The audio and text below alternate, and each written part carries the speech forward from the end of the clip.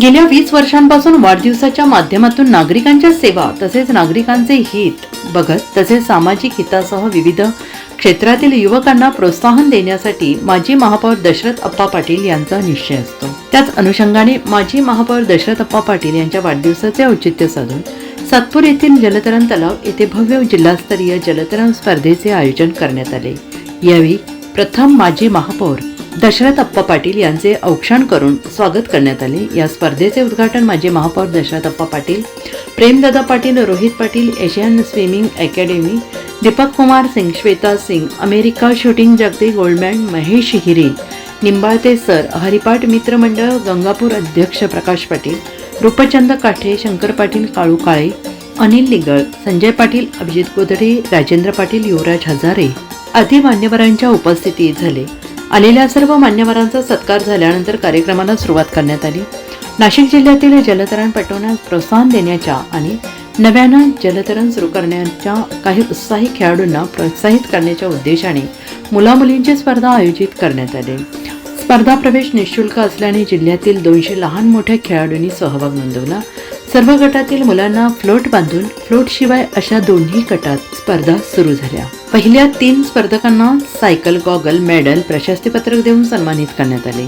इतर सहभागी खेळाडूंना सहभाग प्रमाणपत्र देण्यात आले। नाशिकमध्ये एवढं मोठं आपल्याला लाभलेलं हे मार्गदर्शन, त्यानंतर आवर्जून मी दीपक कुमार सर आहेत, माजी पोलीस आयुक्त होते CRPF मध्ये, त्यांना एशियन मेडल आहे आणि त्यांचे टोटल 400 मेडल आहेत आणि मी जे मेडल मिळवले ते त्यांच्याकडे 25 मेडल आहेत। असे ऑलिम्पिक कोच आपल्याला विशेष नाशिकला लाभले आहेत, त्यांनी स्विमिंग पूल घेतले आहेत।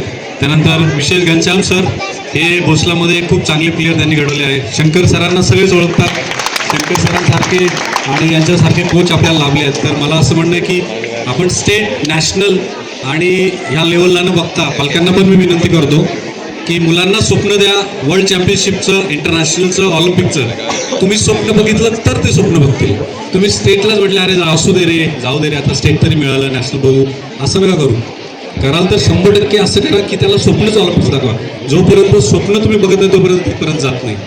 तर माझा प्रवास खूप जणांचं सहकार्य झालाय, मी सर्वांना धन्यवाद करतो। तर आप्पांनी पहिले खेळाडूंना प्रोत्साहन दिलाय, त्याबद्दल सर्वांनी आप्पांचं टाळ्या वाजवून अभिनंदन करायचं आहे।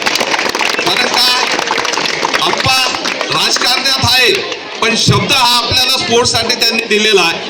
एवढंच काय, 41 वर्षापूर्वी जे रोपटं लावलेलं आहे ते आम्ही इंटरनॅशनल पर्यंत नेलेलं आहे। आप्पांची एकच इच्छा आहे का नाशिकचा खेळाडू ऑलिम्पिक पर्यंत जावा आणि निश्चितच असं जर संख्या असेल तर निश्चितच नाशिकचा खेळाडू ऑलिम्पिक पर्यंत जाईल।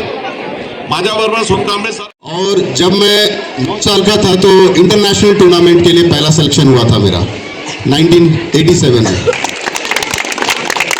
और उस समय मुझे 1989 में बेस्ट प्लेयर का अवार्ड इंडिया से मिला था। और उसके बाद मुझे स्पोर्ट्स अथॉरिटी ऑफ इंडिया ने हायर कर लिया था, गवर्नमेंट ने, और मुझे 3 साल US ट्रेनिंग में भी भेजा गया। और उसके बाद मैंने US रिकॉर्ड बनाए, इंडिया में आने के बाद कई सारे रिकॉर्ड बनाए। और 97 में मैं जब 16 साल का था तो स्पेशल स्पोर्ट्स कोटा से डायरेक्ट मेरी इंस्पेक्टर से ज्वाइनिंग होता।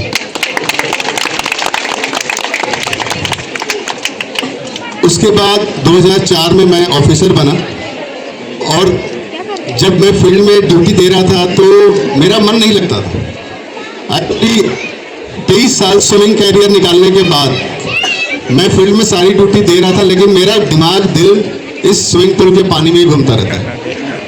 लास्ट में मैंने डिसीजन लिया कि मेरे अंदर जो है मैं अपने देशवासियों को देना चाहता हूँ। मेरा एक ही सपना है कि ओलंपिक में अभी तक हमने मेडल तक नहीं पहुँच पाए। मैं अपनी पूरी ज़िंदगी की सारी कोशिश लगाऊंगा उस ओलंपिक के गोल्ड मेडल के लिए, ना कि मैं ब्राउन सिल्वर सोच रहा हूँ। ओलंपिक गोल्ड मेडल हमारा ही देश का आना चाहिए। विद्यार्थी सहभाग झाले ते पण आज या कार्यक्रमाला आणि या स्पर्धेला उपस्थित झाले।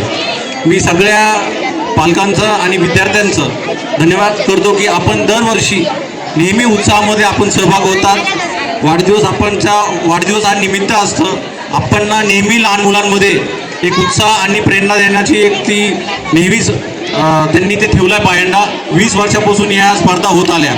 मी सातपूर जलतरणचे व्यवस्थापक नाशिक महानगरपालिकेचे सगळे व्यवस्थापक, कर्मचारी आणि सगळे अधिकारी यांच्या सगळ्यांचा आभार व्यक्त करतो. तसंच खाजगी शाळांमधले सगळे कोचेस यांचं पण सगळ्यांचं मी आभार व्यक्त करतो. आणि या स्पर्धेमध्ये जे सगळे सहभाग झाले यांच्या सगळ्यांचा मी धन्यवाद करतो.